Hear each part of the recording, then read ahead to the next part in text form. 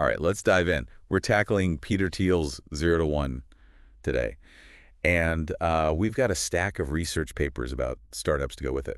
Sounds like a plan. This book, got to throw some shade at competition. Oh, yeah. Thiel actually says building a monopoly is how you make a truly great business. Interesting. Yeah, went against everything I thought I knew. Mm.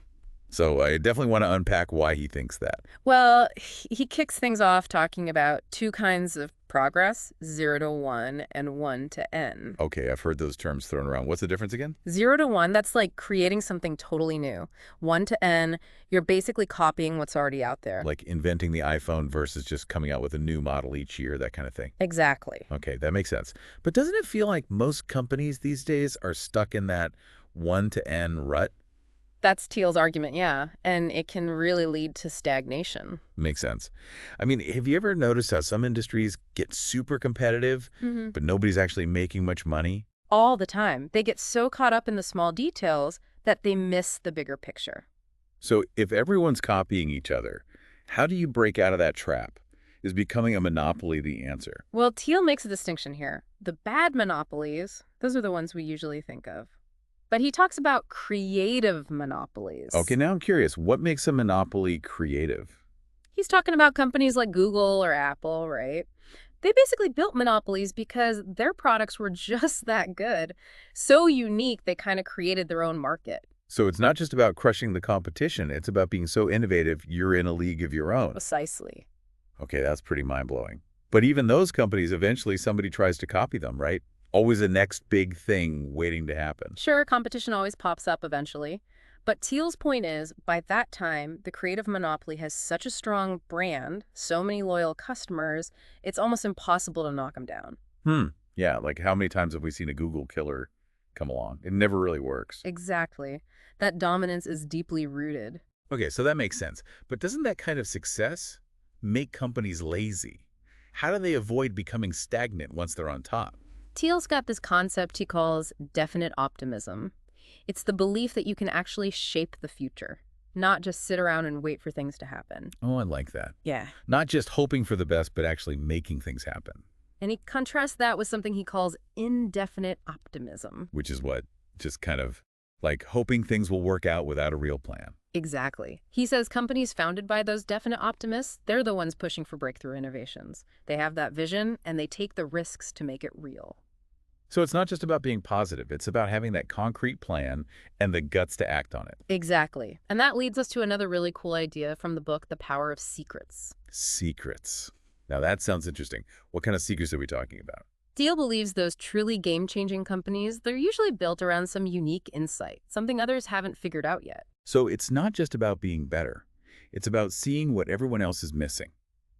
Makes you wonder what secrets are hidden in plain sight, right? Precisely. Like Airbnb, they tapped into something about the way people travel, connect with each other. Boom, totally changed the hotel industry. Right.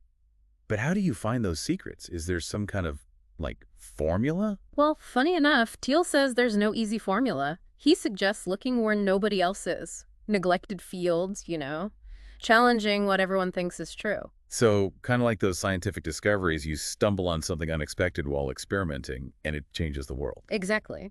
But he also says you need a clear vision, a strategy. You can't just be wandering around aimlessly. So it's like having a compass, but being open to taking detours if something interesting pops up. That's a great way to put it. Now, speaking of navigating new territory, we've got to talk about the founder. Ah, yes, the founder. The one with the vision, taking the risks. What does Thiel have to say about them? He talks about the founder's paradox. Okay, that sounds pretty intense. What's that all about? The traits that make a founder successful, things like brilliance, determination, they can also be their downfall. Oh, I see. So it's like walking a tightrope. You need that strong belief, but also got to be open to feedback, be able to adapt. Exactly. It's a delicate balance. I bet that's super tough for a lot of founders. It is. But Thiel breaks down how founders can manage this paradox. So it's not just the idea, but the mindset, the team. Absolutely. And building a strong team is critical. Thiel talks about that a lot. Right, because nobody builds a company alone. So what's the secret to a great team? Alignment is key, he says. Everyone working towards the same goal. Everyone on the same page about what success means. Makes sense, but how do you actually create that, especially in a startup where everything's moving so fast? Well, having clearly defined roles helps, so people know what's expected of them. And that strong company culture we talked about, open communication, all that good stuff. So everyone feels valued, like they're a part of something big, not just another employee. Precisely. He even says a company should be more like a cult than a consulting firm. Whoa, a cult.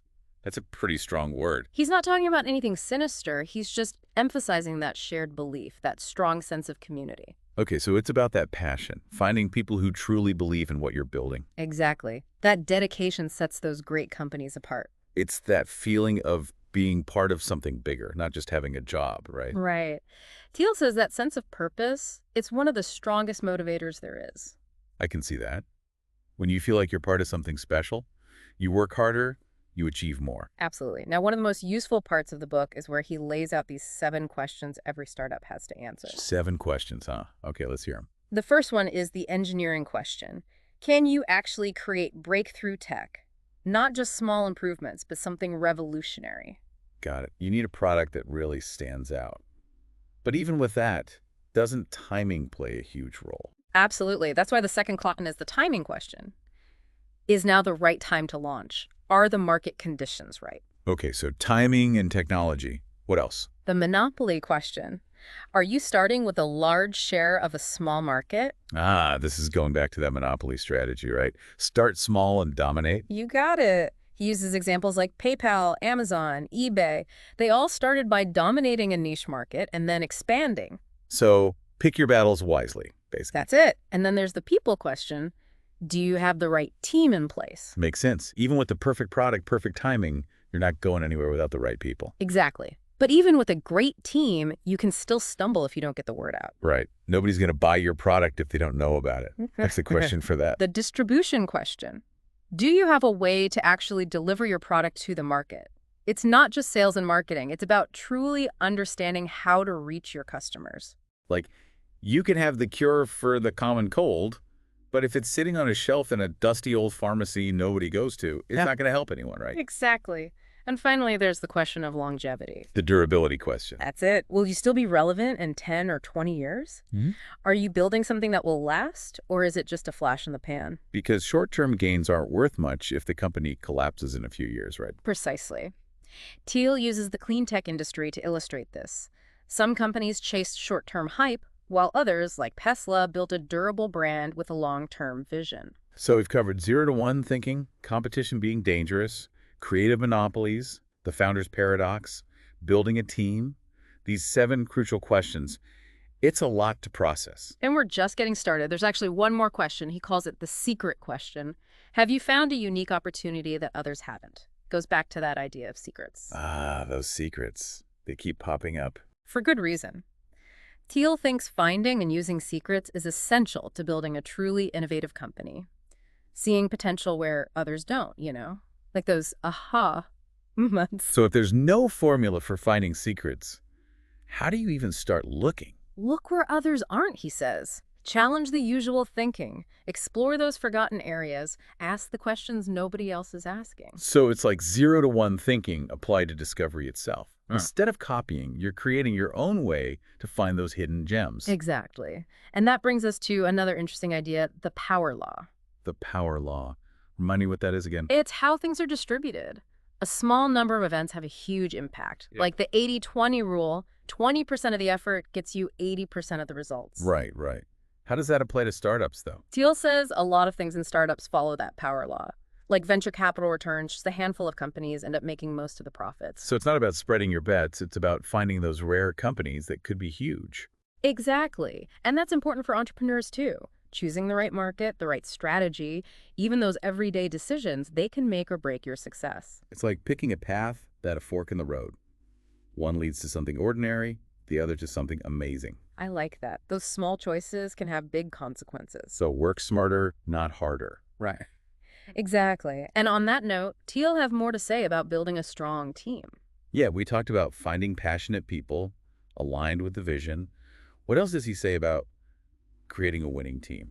He's big on alignment, Everyone in the company has to be on the same page, working toward the same goals, understanding what success looks like for everyone. That makes sense. Mm. But how do you actually get everyone on the same page, especially in a startup where things are always changing?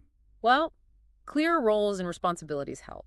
And that strong company culture we mentioned, open communication, those things go a long way. So it's about shared purpose, making everyone feel like they own a piece of the mission. Exactly. And Teal actually suggests equity compensation as a way to do that. Equity.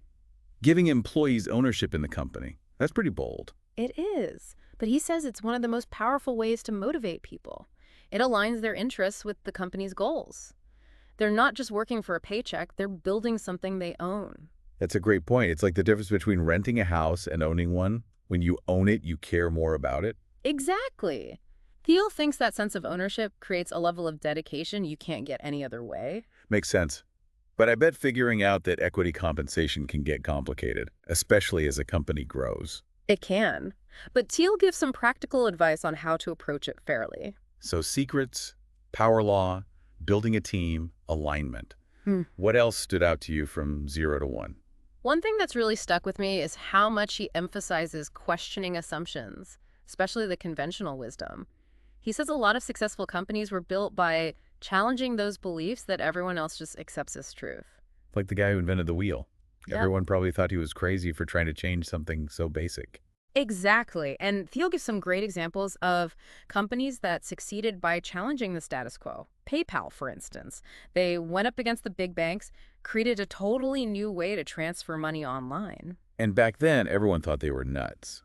But they saw an opportunity that everyone else missed, and they had the guts to go for it. Exactly. That's a key takeaway from 0 to 1. It's not just about finding those secrets, it's about acting on them even when everyone else thinks you're wrong. So trust your gut, your vision, even when it's not the popular opinion. Exactly. Thiel offers some great advice on how to develop that kind of confidence. Like what? Any tips on building that inner strength? Surround yourself with people who believe in you and your vision, even when things are tough. And stay focused on those long-term goals, even when you hit setbacks. Find your tribe, those people who lift you up. Yeah. And keep the big picture in mind. It's so easy to get bogged down in the day-to-day stuff. Absolutely. And Thiel gives some real strategies for staying motivated, even in tough times. Like what? Give us some of that wisdom. Celebrate the wins, even the small ones. Learn from your failures. So turn those stumbling blocks into stepping stones, right? Mm. Use them to learn and grow. Exactly. He says that resilience is key for anyone who wants to build a successful company. Makes sense. The startup world is full of ups and downs. Got to be able to roll with the punches. Absolutely. And Thiel gives examples of companies that have done just that, coming out even stronger. This is all so fascinating. I'm starting to see why 0 to 1 is so popular in the startup world. It's not just about business. It's about thinking differently, challenging the status quo. That's a great observation. And Thiel himself says these principles apply to all kinds of things, not just starting a company. So it's about having that 0 to 1 mindset, whether you're starting a business, pursuing a passion, or just trying to improve your life. Exactly. It's about finding your own unique path and making a real difference. That's powerful. So we've talked about secrets, challenging assumptions, building a team, acting on your vision. What else stands out from 0 to 1? Thiel's focus on sales and distribution really struck me. He says even the best product is worthless if you can't get it to customers. Right, we talked about the distribution question, but it sounds like he goes deeper than that. He does. He says most people underestimate how important sales are. Many startups fail because they don't have a good plan for getting their product in front of the right people. So you can't just build a great product and expect people to find it. Exactly. You have to be proactive and strategic about getting it out there. Okay, so how do you do that? He talks about understanding your target customer. You have to tailor your message to what they need and want. He also talks about building relationships with influencers, those early adopters who can help spread the word. So it's about strategy, relationships, creating buzz. Exactly. And you got to have a clear call to action. Tell people exactly what you want them to do next. Makes sense. If you want people to buy your product, tell them how. Absolutely. Thiel gives some really effective strategies for crafting calls to action that work. This is all so insightful. But I gotta admit, this stuff makes me rethink everything I thought I knew about business. That's what makes 0 to 1 so compelling. It forces you to think differently, to see the world with fresh eyes. It's definitely given me a lot to think about. If you had to sum up 0 to 1, What's the main takeaway? Don't just copy what others are doing. Think big, be bold, and aim for something truly new. 0 to 1, not 1 to n. Exactly. We need more creators, more innovators, people who are willing to challenge the status quo and build the future we want. Well said.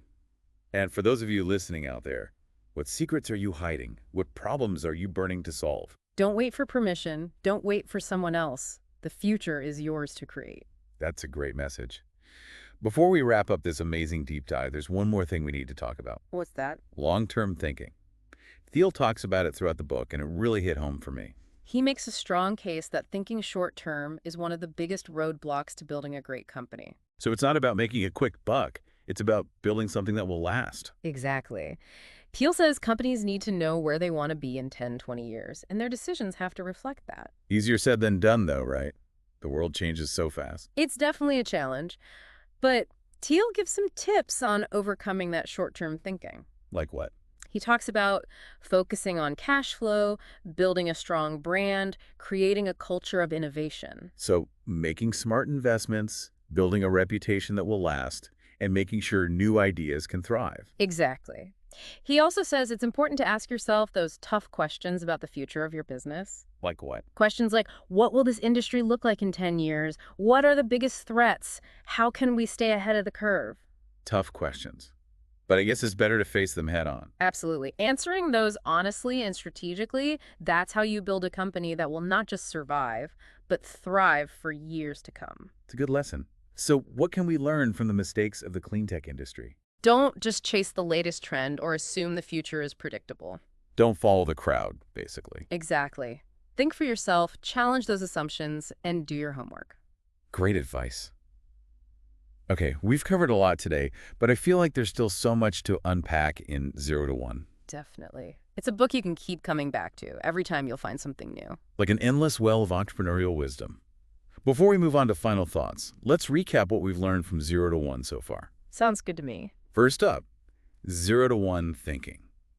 Don't just copy. Create something truly new and valuable. Right, that leap from nothing to something, from 0 to 1. Exactly. Then there's the idea that competition can actually be a bad thing. Don't try to beat the competition. Create something so unique you don't even have any competition. Build a creative monopoly, in other words. Exactly. And we can't forget about long-term thinking. Don't focus on quick wins. Build something that lasts. Right. Think 10, 20 years down the line. Make choices that fit that vision. And finally, don't be afraid to ask those tough questions. Challenge assumptions, think critically, and don't just go along with everyone else. See the world differently. Find the truths that others are missing. That's what 0 to 1 is all about. It's a challenge to think bigger, bolder, more creatively. It's about going from 0 to 1. Okay, so we've got the key takeaways. Now for our final thoughts. We focused on building companies, but what about individuals?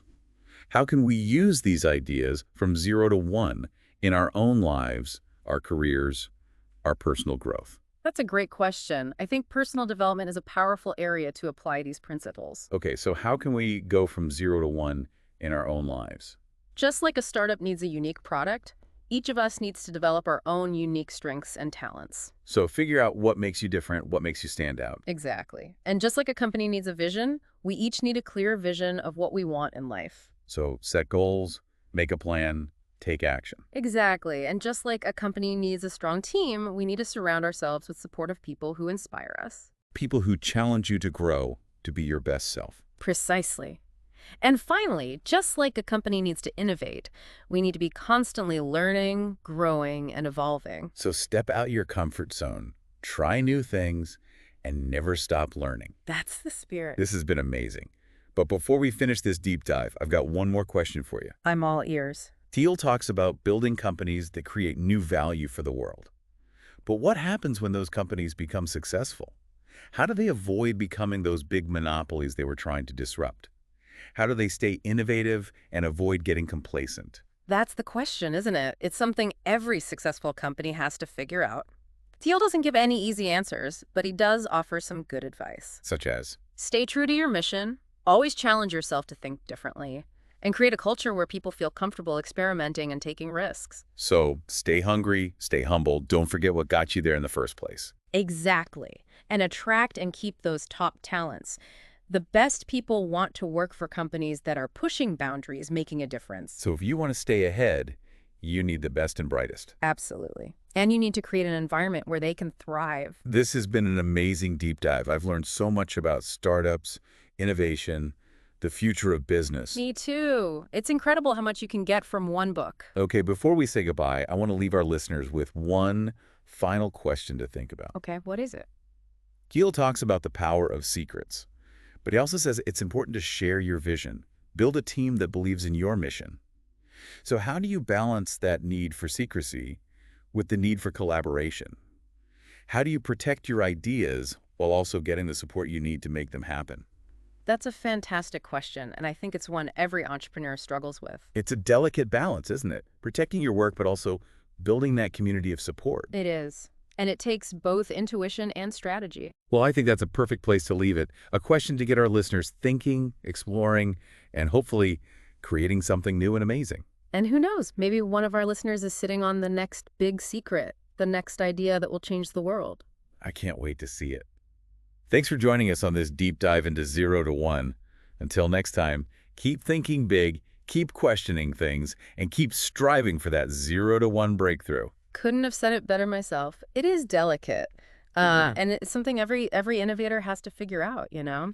I think the key is to think about what kind of secret you've got. Thiel actually talks about two types: secrets about nature and secrets about people. Two different kinds. Okay, I'm all ears. Secrets about nature, those are like the laws of physics or a new scientific discovery, stuff you find out through research, experiments, observing the world. Okay, yeah. Those are usually hidden in all that complexity, but they're out there waiting to be discovered. Right, exactly. Now, secrets about people, those are different. They're about human behavior, Right. you know, motivations, desires, beliefs, all that.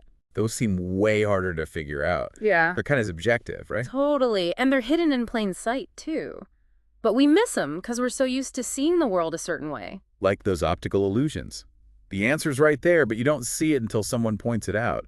How many of those people's secrets are we missing every day? Right. And for businesses, unlocking those secrets, it's huge. If you know why people do what they do, you can make products they'll love, connect with them on a deeper level. You can even, like, predict what they'll want before they know it themselves. Wow, that's powerful. Like having a crystal ball for customer behavior. But how do you find those secrets if they're so hidden? Thiel says you gotta be curious. Ask questions that challenge the norm. Pay attention to those little details and how people act. Look for patterns. And be ready for those aha moments when they come. So you're like a detective, always observing, picking up clues, trying to figure out the mystery of human behavior. Exactly. And it's not enough to just sit back and watch. You gotta experiment. Test your ideas and be open to being wrong sometimes. So that 0 to 1 mindset, it's not just for building companies, it's how you approach learning and discovery in general. You got it. Thiel's basically saying, if you want to find those big game-changing secrets, you got to be just as bold and creative in your search as you would be in building a company. That's pretty inspiring. It's like he's saying, go out there, be curious, be bold, explore the world. That's the spirit. And the rewards for those who are brave enough to do that, well, they can be amazing. Like Thiel says, the best entrepreneurs know that every great business is built around a secret that's hidden from the outside. It's all about finding those hidden truths, those unique insights that give you an advantage. Okay, so to find those secrets, we need to be curious, observant, willing to experiment, and approach learning and discovery with that 0 to 1 mindset. Exactly. And be willing to challenge what we think we know. Step out of those comfort zones. See the world in a new way. It's like becoming an explorer, going off the map to find those uncharted territories where innovation is happening. I love that. That's what drives progress. That's how those breakthroughs happen that change the world. This has been an incredible conversation. I feel like we've barely scratched the surface of 0 to 1. I know, right? It's one of those books you can keep coming back to, and you'll always find something new. Before we go, there's one more thing I wanted to touch on. Thiel's take on luck. He has a very specific view on it. Oh, yeah. He really flips the script on how we usually think about luck. He doesn't see it as just random chance. He says you can actually make yourself luckier. Really? So it's not about waiting for good things to happen. It's about making them more likely to happen. Exactly. He talks about being in the right place at the right time, being open to new opportunities, and being bold enough to take them. It's like casting a wider net. to catch more opportunities. I love that analogy. He also talks about your network. The more people you know, the more connections you have, the more likely you are to stumble onto those chance encounters that lead to amazing things. It's that saying, luck is what happens when preparation meets opportunity. You can't control everything, but you can put yourself in the right position. Absolutely. And Teal gives some practical advice on how to increase those chances of getting lucky. So it's about being proactive, building relationships, and kind of creating your own luck instead of just hoping for it. You got it. And that's a powerful idea, right? Taking control of your destiny and making the future you want to see. Okay, so we've talked about secrets, challenging assumptions, building a team, acting on your vision, and even creating your own luck. Sounds like 0 to 1 is more than just a business book. It's like a guide to living a more meaningful life. I think so too. It's about thinking differently, challenging the status quo, and making something new and valuable in the world, whether that's a company, a project, or even just how you live your life. Well, that's a perfect note to end on. We hope this deep dive into 0 to 1 has gotten you thinking, challenged your assumptions, and inspired you to create your own 0 to 1 moments. Until next time, keep thinking big, keep questioning things, and keep striving for those breakthroughs that make the world a better place. Couldn't have said it better myself.